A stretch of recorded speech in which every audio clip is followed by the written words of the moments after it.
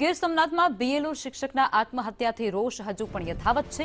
રાજ્ય સંઘના પ્રમુખ દિગ્વિજયસિંહ જાડેજાનું મોટું આહવાન, જેમાં 2 દિવસ બીએલઓની કામગીરી ન કરવા માટે તેમના દ્વારા આહવાન કરવામાં આવ્યું છે। તમામ શિક્ષક સંગઠનોએ આહવાનને સમર્થન પણ જાહેર કર્યું છે।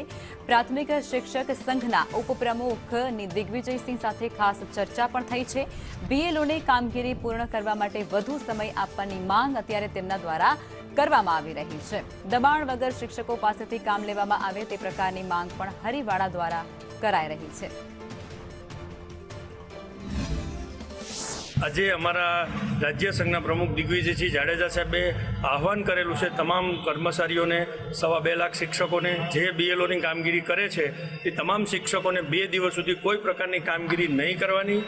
તેમ સાથે રાજ્ય સંઘના પ્રમુખ આજે ચૂંટણી પંચને મળશે અને તેમની સાથે આ મુદ્દાઓ પર વાતચીત કરશે।